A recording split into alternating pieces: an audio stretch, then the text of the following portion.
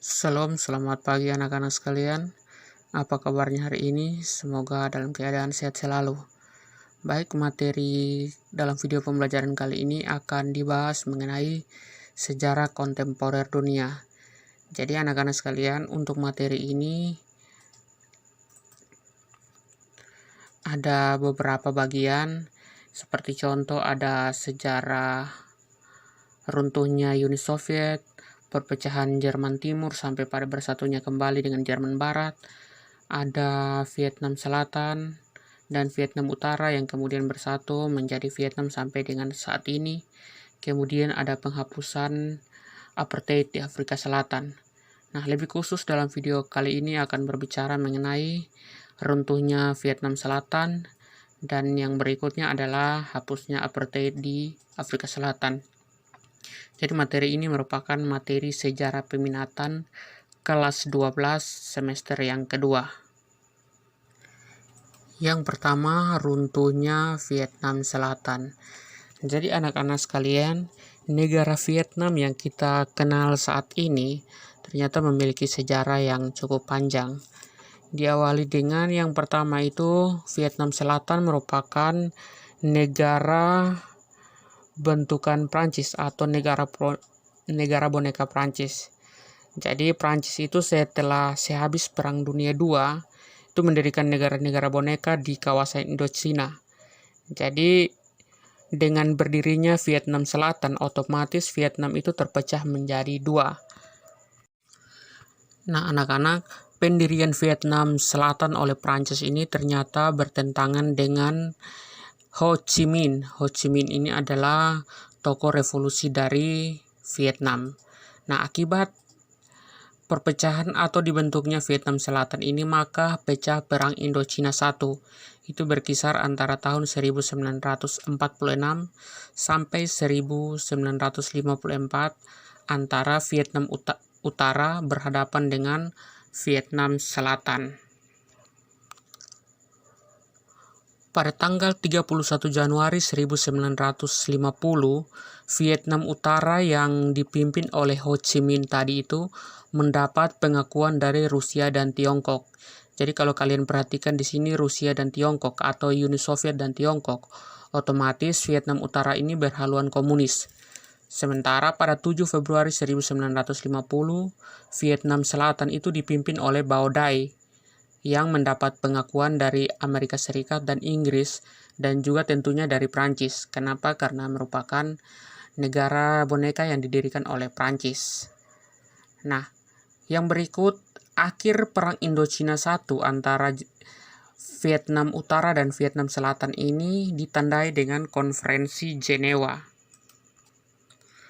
Nah, Konferensi Jenewa ini diadakan di Jenewa, Swiss pada 26 April sampai 21 Juli 1954 dengan menghasilkan 4 keputusan. Yang pertama, pemisahan daratan Vietnam menjadi 2 bagian, yaitu Vietnam Utara dan Vietnam Selatan, sekaligus memberi kemerdekaan bagi Kamboja dan Laos. Yang kedua, mengadakan pemilu pada Juli 1956 untuk menentukan sistem pemerintahan masing-masing negara. Yang ketiga, memerintahkan militer untuk kembali ke tempat asal.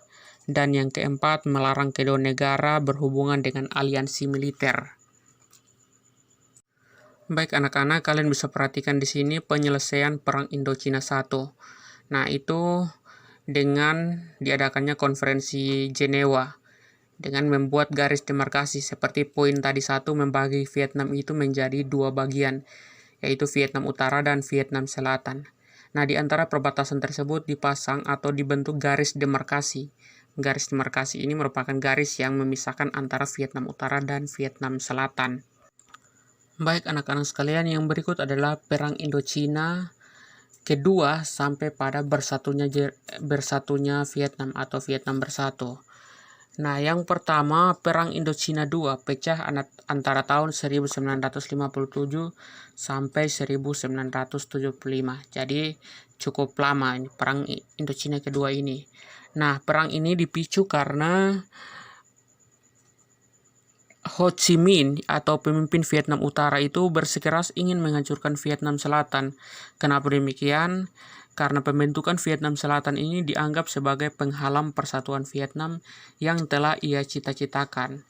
Jadi dia mau untuk Vietnam itu menjadi satu saja, Vietnam saja, tetapi karena akibat ada campur tangan dari pihak Prancis dengan didukung oleh negara-negara barat, maka dibentuknya Vietnam Selatan yang notabene adalah sesuatu yang tidak diinginkan oleh pemimpin Vietnam yaitu Ho Chi Minh ini.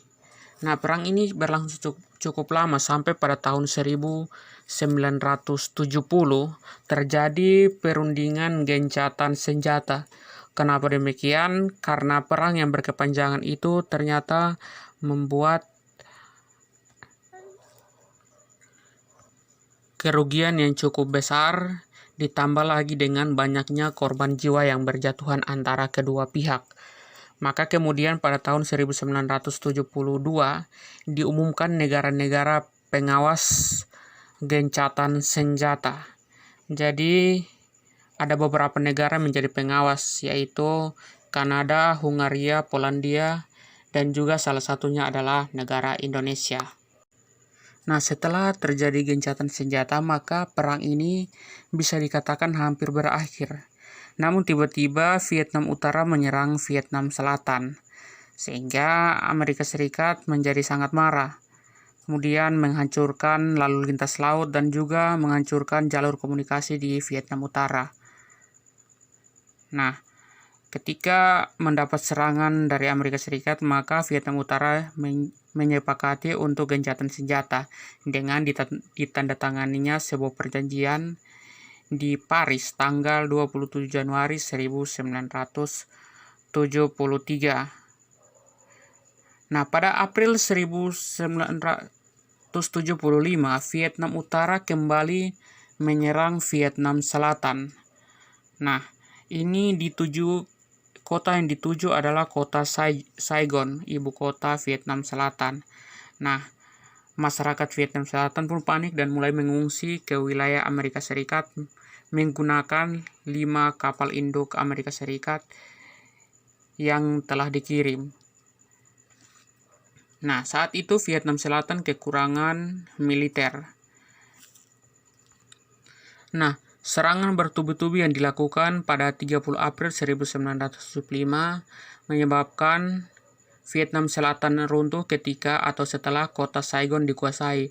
Hal ini dikarenakan karena bantuan militer itu dari Amerika Serikat lambat datang sehingga kekurangan militer.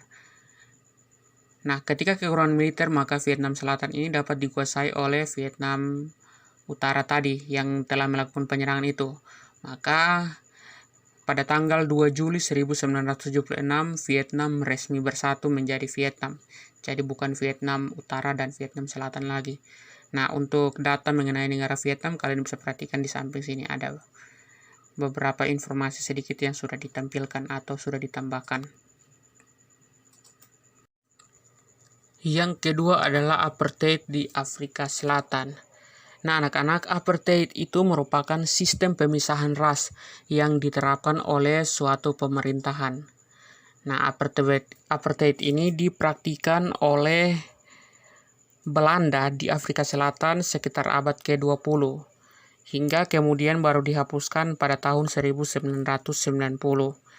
Jadi apartheid ini pemisahan antara ras, yang mana yang paling signifikan atau yang paling terlihat adalah pemisahan kulit antara kulit hitam dan kulit putih.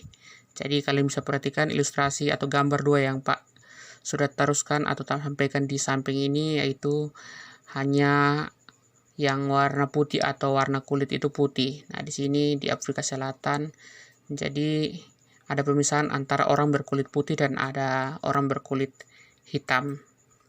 Nah, anak-anak, cikal bakal munculnya apartheid. Jadi apartheid itu dilakukan saat pertama kali bangsa Eropa datang ke Afrika Selatan. Nah, bangsa Eropa yang pertama kali datang di Afrika Selatan adalah Belanda yang dipimpin oleh Jan Antonie van Riebeeck.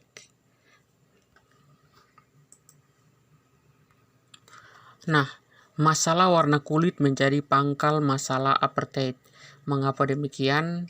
Karena Belanda datang ke Afrika Selatan dengan warna kulit yaitu warna putih, sedangkan masyarakat asli di Afrika Selatan itu berwarna kulit hitam, sehingga ketika terjadi perbedaan warna kulit ini menjadi pemicu masalah apartheid ini sendiri. Nah, Belanda ini kemudian datang menjajah Afrika Selatan. Nah, datang menjaga dan menguasai sumber daya alamnya. Nah, keberadaan Belanda ini ternyata terganggu karena Inggris juga datang dengan niat yang sama, yaitu mau menjajah Afrika Selatan. Maka terjadinya Perang Boer antara tahun 1899 dan sampai tahun 1902. Dengan kemenangan itu di pihak Inggris atau Inggris yang menang. Nah, Inggris kemudian mendirikan negara dominion. Negara dominion ini diartikan sebagai negara khusus dengan ketatanegaraan Inggris.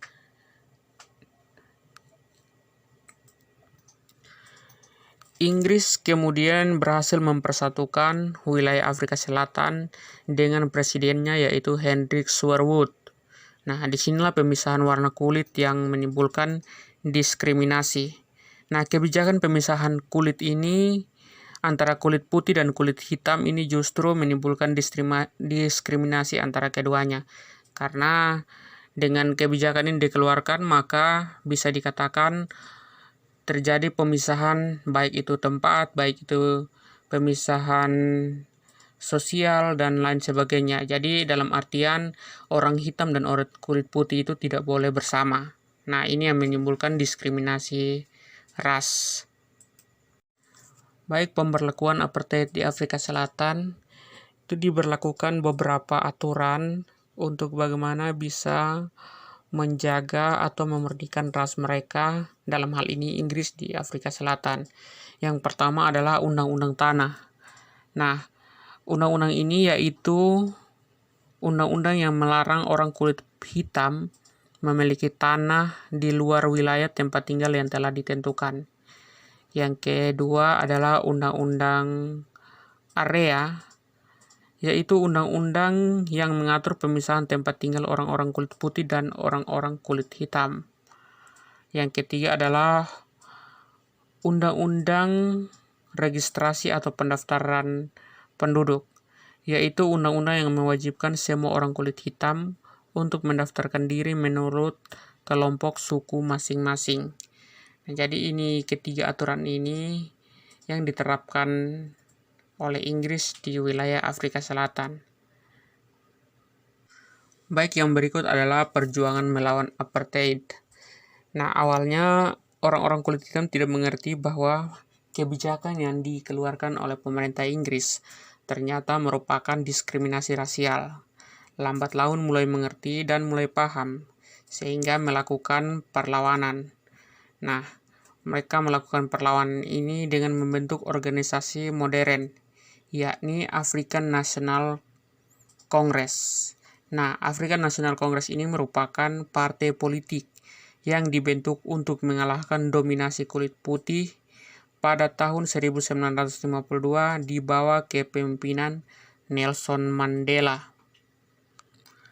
Pada tahun 1955, African National Congress ini berkoalisi dengan oposisi kulit kuning atau oposisi kulit berwarna, dan kemudian berhasil mencanangkan Freedom Charter atau Piagam Kebebasan yang kemudian menjadi program perjuangan African National Congress berikutnya. Nah, pada tahun 1961 diadakan gerakan pemogokan selama 3 hari. Nah, gerakan pemogokan ini dianggap sebagai pelanggaran serius, sehingga pada bulan Desember 1962 Nelson Mandela bersama dengan tokoh-tokoh ANC lainnya ditangkap dan dimasukkan ke dalam penjara. Perjuangan melawan apartheid terus berlanjut. Pada Desember 1962, Nelson Mandela dijatuhi hukuman penjara. Nah, selama itu pun kampanye pembebasan terus dilakukan oleh rakyat. Nah, pada perkembangannya memperingati hari ulang tahun Nelson Mandela, itu dirayakan konser musik selama 120 jam dan disiarkan oleh 50 negara. Nah, kampanye pembebasan ini terus-menerus dilakukan sehingga mengakibatkan tekanan dari dunia internasional untuk menghapus apartheid ini semakin besar. Nah, pada 11 Februari 1990, Nelson Mandela dibebaskan dari penjara. Pada sidang parlemen tahun 1991, berbagai kebijakan yang dikeluarkan oleh pemerintah Inggris itu dihapus. Contohnya ada ini, kebijakan-kebijakan ini ada di sini. Ini dihapus. Kemudian pada pemilu 1994 diadakan dan dimenangkan oleh Nelson Mandela dari Partai African National Congress. Nah, pada 10 Mei 1994, Nelson Mandela menjadi presiden kulit hitam pertama yang dianugerahi Nobel Perdamaian. Nah, kemenangan Mandela ini menjadi puncak perjuangan rakyat Afrika Selatan melawan apartheid yang diberlakukan oleh bangsa kulit putih, dalam hal ini Inggris di wilayah atau di negara Afrika Selatan. Sekian materi mengenai runtuhnya Vietnam Selatan dan juga penghapusan apartheid di Afrika Selatan. Semoga dapat dipahami. Terima kasih.